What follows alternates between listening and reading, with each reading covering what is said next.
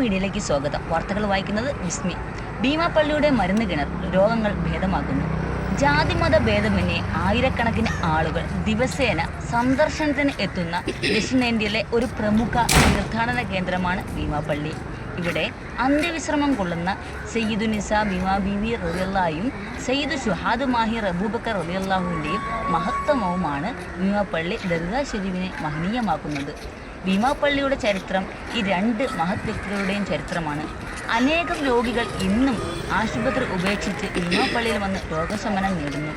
ഈ രണ്ട് മക്ബറയുടെയും ദൈവീക ശക്തിയുണ്ടെന്ന് വിശ്വസിക്കപ്പെടുന്നു. ഇപ്പോഴും മതത്തിൽ ഉടനീളമുള്ള നിരവധി ഭക്തർ അവരുടെ രോഗം ഭേദമാക്കാൻ ഈ മക്ബറയിൽ സന്ദർശിക്കുന്നു. മക്ബറയുടെ സമീപം മരുന്ന് കിണർ എന്നറിയപ്പെടുന്ന ഒരു കിണറുണ്ട്. ഇവിടെ വെച്ചാണ് മാഹീൻ അബൂബക്കർ കൊല്ലപ്പെട്ടതെന്ന് വിശ്വസിക്കപ്പെടുന്നു. ഈ കിണറിലെ വെള്ളം കുടിച്ചാൽ ഏത് രോഗവും മാറുമെന്നാണ് ജനങ്ങളുടെ വിശ്വാസം. ഐമീരോടൊപ്പം മുസ്ലിം.